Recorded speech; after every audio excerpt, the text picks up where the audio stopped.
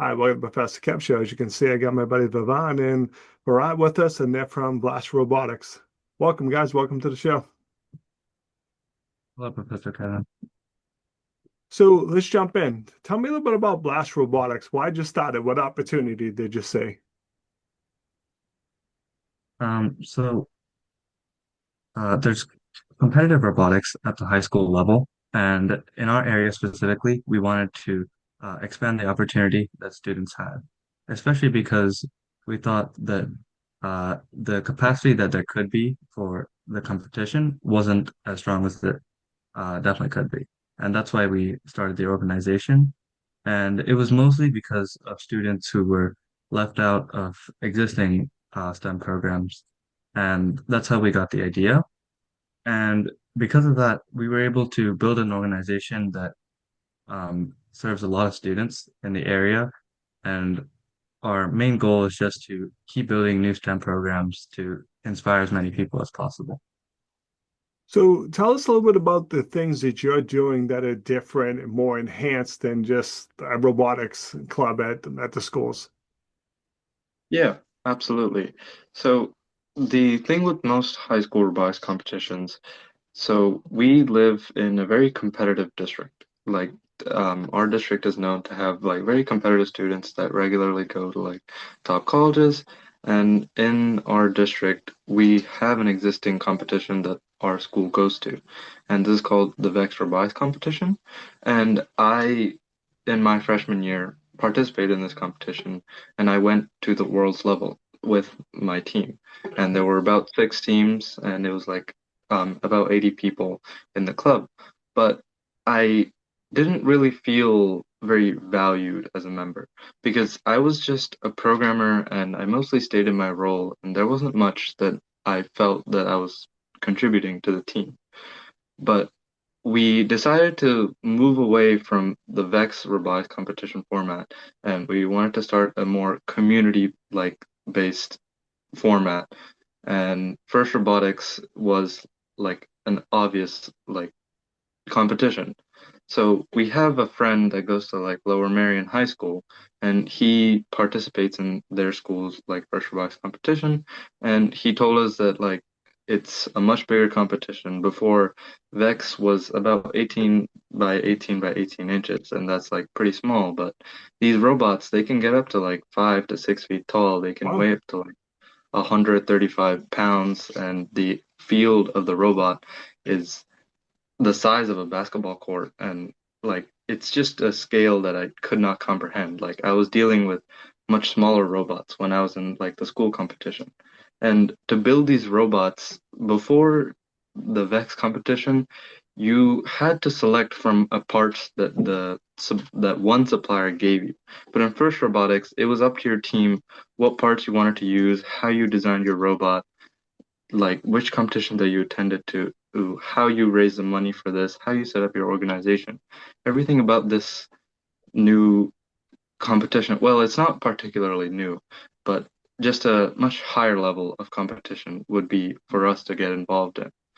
So, um, one of the aspects that definitely stands out is the business side.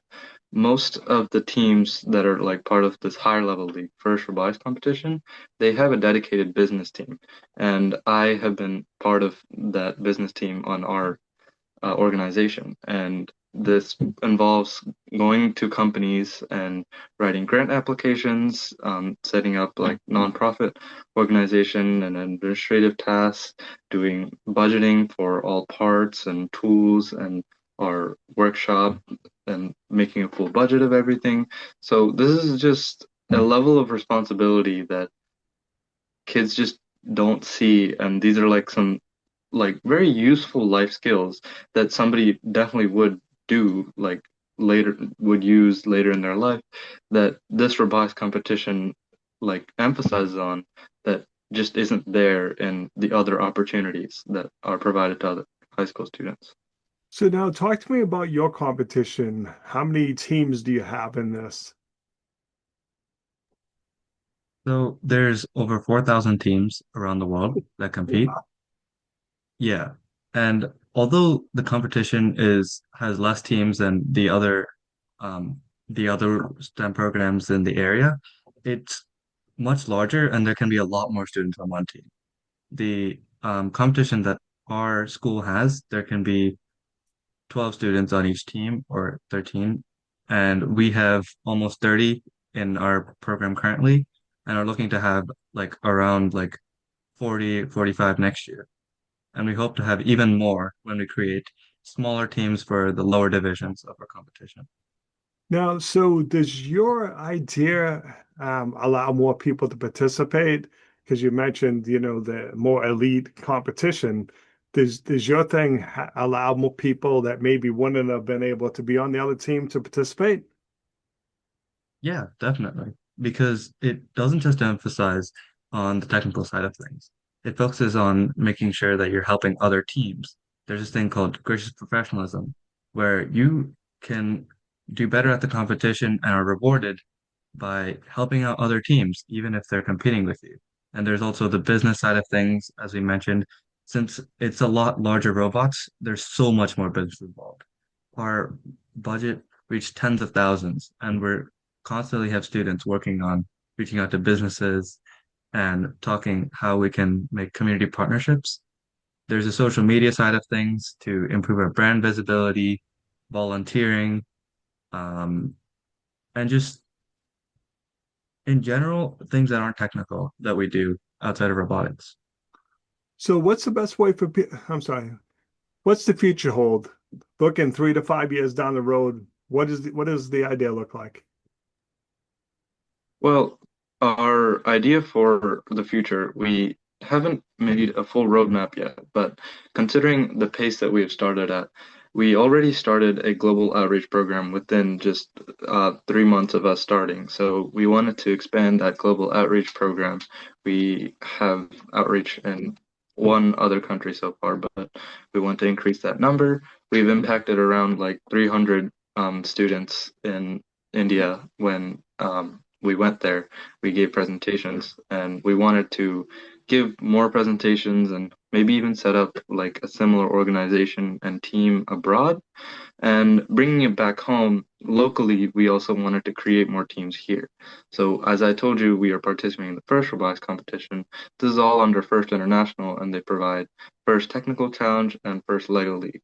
FTC provides for middle school and high school students. FLL provides for kindergarten through middle school. So these are programs to get not just high schoolers involved, but also younger students and even more people to get involved. Like I know there's an organization near us, like the Downingtown area, they have more than 40 FLL teams, and it's like about 3 to 6 kids each. So they're already working with more than 120 kids. Well, So yeah, we wanted to achieve a scale similar to that. And more on the business partnerships side of things. We started working with a multiple college students that were working on personal projects or trying to start a startup. And we have like industrial grade tools and a lot of parts that are highly specific and that not all people have access to. And like our libraries have some facilities like maybe like a laser engraver or like a cutter, but these are like basic equipment. But if somebody just wanted to start something and they didn't know where to look, a professional robotics organization would be the perfect place to start. So we wanted to help more organizations like start through like STEM organizations, startups, like and people who want to take their idea further. That was like in our roadmap of our organization. so what's the best way for people to reach out to you? How can they learn more? We have social media channels on Instagram, Facebook, and we also have a team website, which has all our contact information at team10989.org.